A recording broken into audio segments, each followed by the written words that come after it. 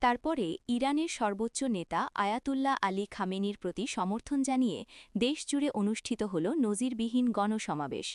রাজধানী তেহরান সহ ইস্ফাহান, মাশহাদ, কুম, তাবরিজ, সিরাজ সহ দেশের প্রায় সব বড় শহর ও গুরুত্বপূর্ণ প্রদেশে লাখো মানুষ রাজপথে নেমে আসে।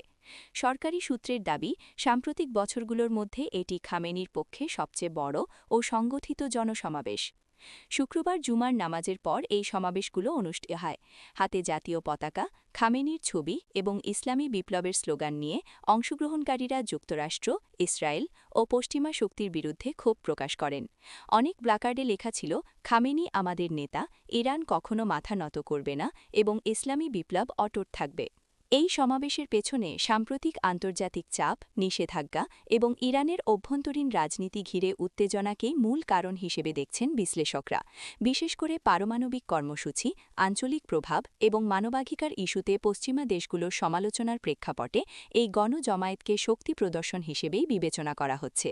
তেহরানে সমাবেশে বক্তব্য রাখতে গিয়ে একজন ধর্মীয় নেতা বলেন, এই জনস্রোত প্রমাণ করে ইরানের জনগণ এখনও তাদের বিপ্লবী আদর্শ ও নেতার প্রতি অবিচল। বাইরের চাপ দিয়ে ইরানের সিদ্ধান্ত পরিবর্তন করা যাবে না।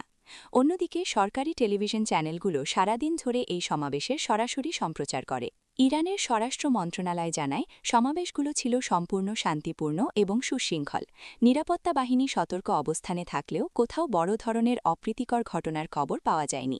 অংশগ্রহণকারীদের মধ্যে তরুণদের উপস্থিতি ছিল চোখে পড়ার মতো, যা সরকারপন্থীদের মতে ভবিষ্যৎ প্রজন্মের সমর্থনের ইঙ্গিত দেয়। তবে বিরোধী ও প্রবাসী ইরানি গোষ্ঠীগুলো দাবি করেছে, অনেক ক্ষেত্রে সরকারি উদ্যোগে মানুষকে সমাবেশে আনা হয়েছে, যদিও সরকার এসব অভিযোগ অস্বীকার করেছে।